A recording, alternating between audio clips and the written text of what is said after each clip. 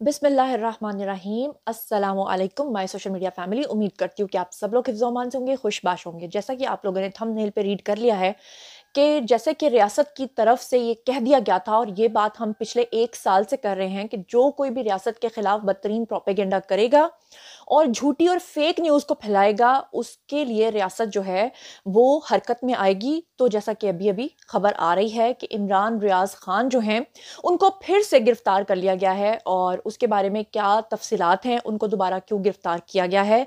उनको आज के दिन में, यानी जो अब आने वाला दिन है, क्योंकि 12 बजे के बाद दिन बदल जाता है, उनको अदालत ने तलब कर रखा था और उनके अलावा सहाफ़ी जो हैं जी असद तूर, उनको भी बुलाया गया था कि वो आएँ और अपना जवाब जो है वो जमा करवाएँ। तो फिर ऐसा क्या हुआ कि उसके फ़ौरन बाद जो है वो गिरफ्तार करना पड़ा, बजाए इसके कि वो कल अदालत के अंदर पेश होते और अपना नैरेटिव देते। ये सारा मामला क्या है, इसके ऊपर मैं आपको तफ़सीलात से आगाह करती हूँ, लेकिन उससे पहले कि मैं आपको ये तमाम तफ़सीलात बताऊँ, मैं इतनी बात से आपको आगाह कर दूँ कि पिछले 24 घंटे से, बल्कि 48 घंटे से ये खबर बहुत ज़्यादा रोटेट कर रही थी कि जस्टिस काज़ी फ़ाइज़ ईसा जो हैं, उन्होंने जनाब कादियानियों को अपनी तबलीग करने के लिए इजाज़त दे दी है और खुदा न ख़ास्ता उन्होंने उनको इस बात की भी इजाज़त दे दी है कि आप खुदा न ख़ास्ता कुरान पाक की जो तहरीफ़ शुदा तर्जुमा है, यानी कि गलत तर्जुमा है, उसकी भी अशात कर सकते हैं। ये उनकी ज़िंदगी को ख़तरे में डालने के लिए बहुत ख़तरनाक बात थी। और आप लोगों को ये भी पता है कि पीटीआई वाले जो लोग हैं, जो इमरानदार लोग हैं, वो बहुत ज़्यादा गलत इन्फॉर्मेशन जो है उसका फ्लो कर रहे हैं। यहाँ पर मैं सिर्फ ब्लेम कर रही हूँ उन यूट्यूबर्स को या उन सहाफ़ियों को जो एक सादा आम पीटीआई का जो सपोर्टर है ना, यहाँ पे मैं उसको ब्लेम नहीं कर रही, इसलिए क्योंकि उसने उनको सुनना है। वो समझता है, वो उन पर ट्रस्ट करता है, वो कहता है हम खान साहब से मोहब्बत करते हैं तो हमने इन यूट्यूबर्स को सुनना है। लेकिन शायद उनको ये अंदाज़ा नहीं होता कि वो यूट्यूबर्स जो हैं वो गलत और पोल्यूटेड कर रहे हैं उनके दिमाग को, गलत खबरें बताकर उनके दिमागों को ख़राब कर रहे हैं और वो बेचारे जो हैं वो इस बात पे यकीन कर लेते हैं कि ये बात सही है। अभी आपको याद होगा कि इमरान रियाज खान ने आज से ठीक 3 दिन पहले एक खबर फैलाई थी जिसमें उन्होंने कहा था कि जो सिक्योरिटी एस्टेब्लिशमेंट के इदारे हैं वो रात को, आधी रात को इमरान खान को बनी गाला में छोड़कर चले गए हैं। इस बात के ऊपर हम लोगों की इतनी बहस हुई कि कई लोग हमसे शर्त हार गए। मैंने उनको कहा हुआ था कि ठीक है जी, अगर मैं सच्ची साबित हुई तो फिर मैं आपको कुछ खिलाऊंगी, अदरवाइज आपने मुझे कुछ खिलाना है। तो वो बेचारे अब मुझे खाना नहीं खिला पा रहे, किस मुंह से खिलाएं, क्योंकि वो कहते हैं जी हम तो इमरान रियाज खान को सुनते थे। फिर उसके बाद इमरान रियाज खान सिर्फ यहीं तक नहीं रुके, बल्कि इमरान रियाज खान तो इस हद तक आगे बढ़ गए कि उन्होंने जनाब आली इल्ज़ाम लगा दिया जस्टिस काजी फाइज ईसा के ऊपर कि जनाब जस्टिस काजी फाइज ईसा जो हैं वो कादियानियों के हकूक के लिए उन्होंने ये चीज़ों को पास कर दिया और ऐसे एक बंदे को रिलीज भी कर दिया गया है। उसके बाद आपने देखा कि जस्टिस काजी फाइज ईसा सामने आ गए। उसके बाद मुर्तज़ा सोलंकी की आज प्रेस कॉन्फ्रेंस आ गई। फिर उसके बावजूद भी इमरान रियाज खान नहीं रुके, उन्होंने आज एक और बात के ऊपर जो है वो प्रोपेगेंडा किया। फिर उसके बाद पीटीआई का एक और नैरेटिव सामने आया, जिसमें बल्कि बयान आया, जिसमें उन्होंने कहा कि जी इमरान खान का जेल से पैगाम आया है कि एक तो उन्होंने बैरिस्टर गौहर को चेंज कर दिया पार्टी चेयरमैन के तौर पे, और दूसरा इमरान खान का ये बयान आया है जी कि इमरान खान साहब कह रहे हैं कि जी हम आईएमएफ को खत लिखेंगे। तो इससे बड़ी और क्या गद्दारी की मिसाल हो सकती है कि कम से कम जितने भी ईमानदार हैं, जितने भी यूथी हैं, वो एटलीस्ट खान साहब को, अपनी पार्टी को ये सवाल तो करें कि चलो जी माना आपकी एस्टैब्लिशमेंट के साथ लड़ाई है, माना जी आपकी सियासतदानों के साथ लड़ाई है, माना जी आपकी करप्शन के साथ लड़ाई है, लेकिन एटलीस्ट आप अपनी रियासत को तो बख्श दो। आप पाकिस्तान के खिलाफ तो प्रोपेगेंडा ना करो। अगर आईएमएफ पाकिस्तान को पैसा नहीं देगा तो पाकिस्तान किस नहज पे जाके पहुंचेगा। बहरहाल ये तफसीलात मैं आपको इनसे आगाह कर देती हूँ कि कल के दिन में जो है वो पेश होने के लिए असद तूर को जो है वो साइबर क्राइम विंग ने बुलाया था, इस्लामाबाद में पेश होने का हुक्म दिया गया था, जबकि इमरान रियाज खान को साइबर क्राइम विंग लाहौर के अंदर जो है वो पेश होने का हुक्म, बल्कि नोटिस जारी किया गया था। और 16 जनवरी को वजारत दाखिला ने जजिस के खिलाफ सोशल मीडिया पर जारी मुहिम का एक्शन लेते हुए इस मुहिम की रोकथाम के लिए जेआईटी तश्कील दी थी। यहाँ पर मैं आपको बता दूं कि जेआईटी जो तश्कील दी गई थी उसके अंदर प्रॉपर तरीके से जो है वो हमारे आईएसए के लोग थे, आईबी के लोग थे, उसमें एफआईए के लोग थे, उसमें तमाम तरह नादरा के भी उसमें लोग थे। अब मैं यहाँ पर आपको बता दूं कि वजारत दाखिला ने सुप्रीम कोर्ट के जजेस के खिलाफ सोशल मीडिया पर जो मुहिम चलाई गई उसका नोटिस लेते हुए जिम्मेदारों के खिलाफ कार्रवाई करने के लिए जेआईटी बनाई थी। और इसमें मजीद कहा गया था कि इस 6 रुकनी जेआईटी के जो सरबराह हैं उनके नाम आपको बता देती हूँ। Additional director FIA cyber crime wing इसके थे जनाब जी सरबराह, और इसमें आईएसआई, आईबी, पीटीए के नुमाइंदे जो थे वो भी शामिल थे। 18 जनवरी को सोशल मीडिया पे अदलिया को बदनाम करने के खिलाफ जो सख्त कार्रवाई है उसका फैसला कर लिया गया था। और आपको ये भी बता दूं कि जजेस के खिलाफ सोशल मीडिया पे जो जारी मुहिम थी उसकी रोकथाम के लिए तश्कील करदा जो JIT बनी थी, उसका इजलास जो है FIA के जो इस्लामाबाद हेड क्वार्टर है वहां पर इसका इजलास मुनक्किद हुआ था। दौरान इजलास जो है सोशल मीडिया पर अदलिया को बदनाम करने वालों के खिलाफ सख्त एक्शन लेने का फैसला किया गया था। मैं आपको पिछले 1 साल से बता रही हूँ कि रियासत ने नहीं छोड़ना, ऐसे लोगों को स्पेयर नहीं करना। रियासत जो है वो अभी तक इतनी सख्ती से इसलिए नहीं निमट रही थी क्योंकि सियासत इस बात जो रियासत है वो इस बात का इंतजार कर रही थी कि पहले हुकूमत बन जाए। अब हुकूमत जो है उसके तो और इलेक्शंस के मामला तो गुजर गए हैं। अब आप देखेंगे कि रियासत के बारे में पहले ही आपको बता चुकी हूँ कि बहुत सख्ती से वो निपटेंगे। हसास इदारों के जो अफसरान हैं उन्होंने भी प्लान ऑफ एक्शन के सरबराह यानी कि JIT को पेश कर दिया था। इजलास में पाकिस्तान टेलीकम्युनिकेशन अथॉरिटी यानी कि PTI को नफरत अंगेज मवाद फैलाने वालों की मालूमात इकट्ठी करने की हिदायत जारी की गई थी। साथ ही जो मवाद अपलोड, शेयर और कमेंट करने वालों की भी तमाम तफसीलात हैं वो हासिल करने के अहकामात भी उनको दिए गए थे। 14 जनवरी जो है उसमें तवील समात के बाद जो चीफ जस्टिस काजी फाइज ईसा की सरबराही में हुई थी, उसमें सुप्रीम कोर्ट के 3 रुकनी बेंच ने PTI के जो इंट्रा पार्टी इंतखाबात को गैर आइनी करार देते हुए इलेक्शन कमीशन की तरफ से PTI को बल्ले का इंतखाबी निशान ना देने का फैसला जो है उसको बरकरार रखा था। और उसके बाद सियासी और कानूनी माहिरीन ने सुप्रीम कोर्ट के इस फैसले को तनकीद का निशाना बनाना शुरू कर दिया था। यानी कि ये जितने भी लोग हैं जो झूठे यूट्यूबर्स हैं, इन्होंने एक एक गलत खबर जो है ना वो आप तक पहुंचाई और ये तब से लेकर अब तक सुप्रीम कोर्ट भी इन्होंने निशाने पे रख ली। जस्टिस काजी फाइज ईसा के खिलाफ भी इन्होंने प्रोपेगेंडा शुरू कर दिया, इदारों के खिलाफ भी शुरू कर दिया, एस्टैब्लिशमेंट के खिलाफ भी शुरू कर दिया। और ये तो इमरान खान के अपने दौरे हुकूमत में भी प्लेकार्ड्स, जब उस वक्त जनरल बाजवा थे तो बहुत ही गंदे गंदे प्लेकार्ड्स। यानी आप समझ लें कि रियासत ने जो अभी रिएक्ट किया ना, बहुत लेट रिएक्ट किया है, अब भी बहुत देर हो चुकी है। ये बहुत पहले हो जाना चाहिए था। इस फैसले के बाद सोशल मीडिया पर अदालत उज़्मा और इसके जजेस के खिलाफ बाकायदा मजमूम मुहिम जो है वो चलाई गई और इसको मद्देनजर रखते हुए फाइनली वजारत दाखिला ने JIT की तश्कील जो है वो दी थी। यहाँ पर आपको मैं बता दूं कि चीफ जस्टिस जो हैं उन्होंने कहा कि जी मेरे खिलाफ जो ये मुहिम चलाई जा रही है ये बहुत ही गलत बात है। कम से कम आप लोगों को सुप्रीम कोर्ट का तो एहतराम करना चाहिए। लेकिन अफसोस के साथ कहना पड़ता है कि जितने भी ईमानदार लोग हैं वो ये बात ही भूल जाते हैं कि इदारों की कोई मतलब इज्जत होती है, कोई एहतराम होता है, कोई बात का उनको ख्याल नहीं आता। बहरहाल आपको बता दूं कि चीफ जस्टिस के खिलाफ सोशल मीडिया पर धमकी अमेज मुहिम चलाने वाले एक और मुलजिम को गिरफ्तार कर लिया गया था आज सुबह। उसकी तफसीलात भी आपको बता देती हूँ और ये भी बता देती हूँ कि उसका भी जिस्मानी रिमांड जो है वो मंजूर हो गया है। जनाब आपको मैं बताऊं कि रावलपिंडी का ये एक मकामी शहरी था और रावलपिंडी की मकामी अदालत ने मुलजिम अब्दुल वासे इसका नाम था और इसको FIA का जो साइबर क्राइम विंग है उनके हवाले कर दिया गया है। रावलपिंडी का ये जो रिहायशी मुलजिम अब्दुल वासे है, इसने सोशल मीडिया पे चीफ जस्टिस की किरदार कुशी बहुत ज्यादा की थी। इतनी गंदी गंदी पोस्ट ये लगा रहा था और ट्विटर के ऊपर तो इसने इतना गंद फैलाया था कि इसने लोगों को गालियां दी थी आकर और कह रहा था कि जी जस्टिस काजी फाइज ईसा जो हैं वो उन्होंने खुदा ना खास्ता जो कादियानी हैं उनको इस बात की इजाज़त दी है। और जनाब उसके बाद फिर इसको कानून नाफिज करने वाले जो इदारे हैं उन्होंने फौरी कार्रवाई करते हुए गिरफ्तार किया था और गिरफ्तार करने के बाद जो है इसका जिस्मानी रिमांड जो है वो मंजूर कर लिया गया है। अच्छा, एक और बड़ी खबर आपको दे दूं क्योंकि ये जो आने वाला एक हफ्ता है इसमें आप देखेंगे कि इन तमाम यूट्यूबर्स और सहाफ़ियों की छांटी होगी। छांटी क्यों होगी? क्योंकि इमरान रियाज खान जो है ना वो बारिश का पहला कतराव समझ लें।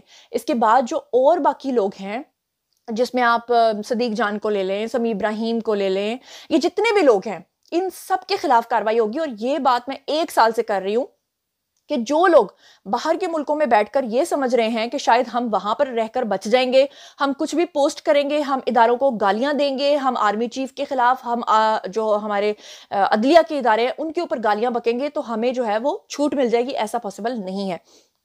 यहाँ पर मैं आपको जो तफसीलात है उसके बारे में बता देती हूँ कि DG FIA जो हैं उनका नाम है जी वकारुद्दीन। उनकी ज़ेरे सदारत जो है वो मुश्तरका तहकीकाती कमेटी का इजलास हुआ और उसके बाद ये जो सारी तमाम चीज़ें हुई उसके बाद अब फाइनली उन्होंने 120 सोशल मीडिया अकाउंट्स की जो निशानदही है वो अब तक की है और सरकारी अफसरान जजेस के खिलाफ मुहिम चलाने वाले ये जो 120 अकाउंट्स हैं, अब ये 120 जो अकाउंट्स हैं इसमें जो 35 हैं वो यूट्यूबर्स हैं। यानी ये तमाम सोशल मीडिया को देखा जा रहा है। जो ट्विटर के ऊपर आके कर रहा है उसको भी पकड़ा जाएगा, जो फेसबुक के ऊपर कर रहा है उसको भी पकड़ा जाएगा, जो यूट्यूब के ऊपर आकर कर रहा है उसको भी पकड़ा जाएगा। तो इसमें से जो 35 यूट्यूबर्स हैं अब आप अंदाजा कर लें और उनके नाम खुद ही गिन लें कि वो कौन कौन हो सकते हैं।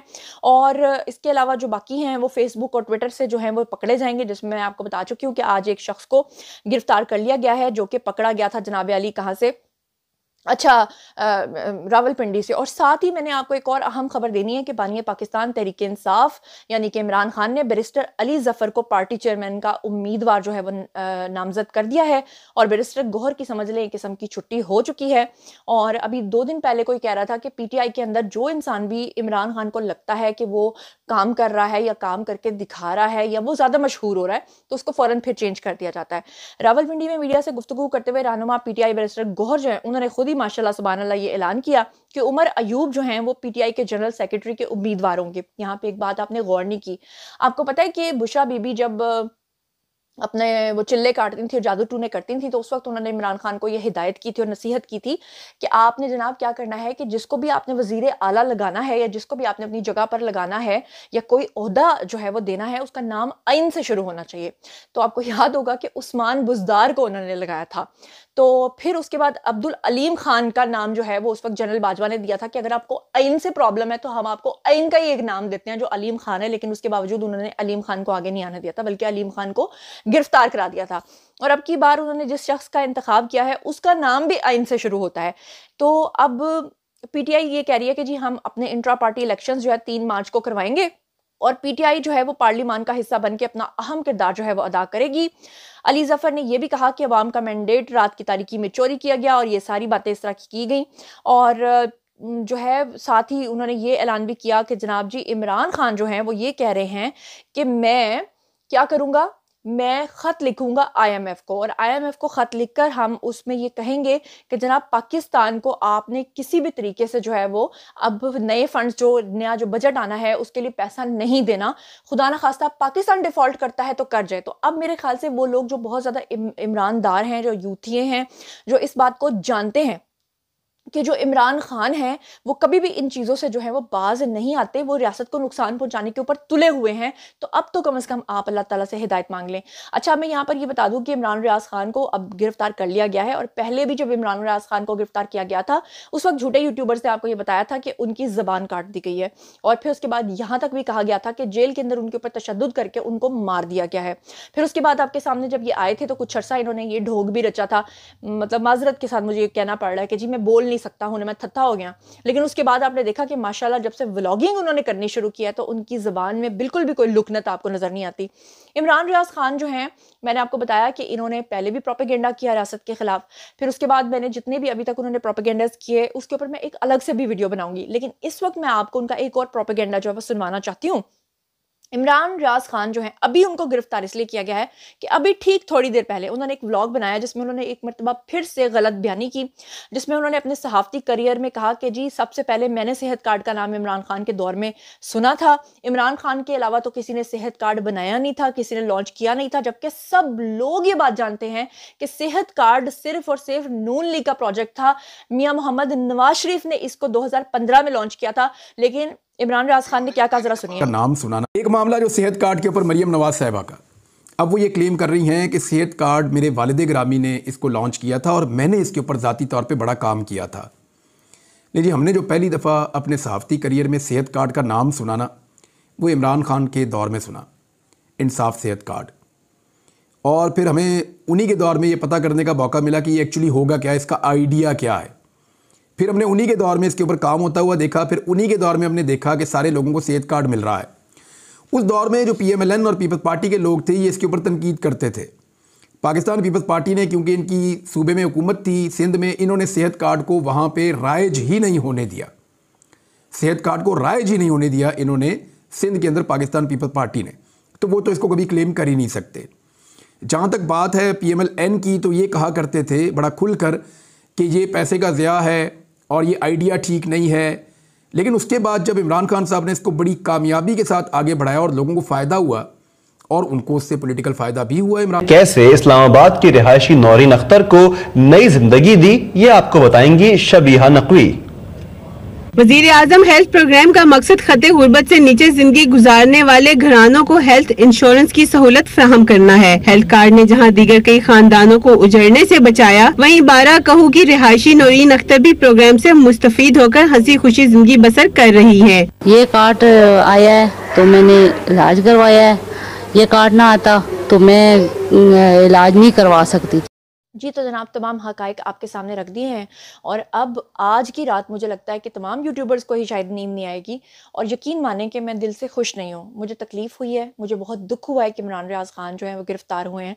यकीन मानें कि मैं दिल से ये बात कह रही हूँ कि मेरी आँखों में नमी है। मुझे अच्छा नहीं लग रहा कि 4-5 बच्चों का एक बाप जिसको इस तरह दरबदर होना पड़ रहा है और मैं नहीं चाहूँगी कोई और यूट्यूबर भी इस तरह से गिरफ़्तार हो। लेकिन बात सिर्फ़ इतनी है कि रियासत भी आपकी माँ होती है। जिस तरह आप लोग चाहते हैं ना कि आपके घर वाले तमाम सेफ़ एंड साउंड रहें, उसी तरह अपने मुल्क की भी ज़िम्मेदारी जो है वो हमारे सर पे है कि हम लोगों ने अपने मुल्क को अगर बदनाम करना है तो हम लोग जो यूट्यूबर्स होते हैं या हम लोग जो मीडिया पर्सन्स होते हैं, हम लोग कई लोग हमारे फॉलोअर्स होते हैं। अगर हम अपनी सहाफ़ती ज़िम्मेदारी पूरी नहीं करेंगे, उनको गलत खबर दे देंगे, व्यूज़ तो ले लेंगे, लेकिन क्या फिर वो हमारा ज़मीर मुतमईन होगा? मैं अभी कल परसों देख रही थी कि इमरान रियाज़ ख़ान जो हैं वो अदालत के बाहर खड़े थे और उनके हाथ में जो है वो डिजिटल जो तस्बीह होती है वो थी और यकीन करें कि मेरे मुँह से सिर्फ़ अस्तग़फ़िरुल्लाह निकल रहा था कि वो कहते हैं ना कि उतु मियाँ तस्बीह ते विचु मियाँ कसबी, ये वो वाला हिसाब हो गया।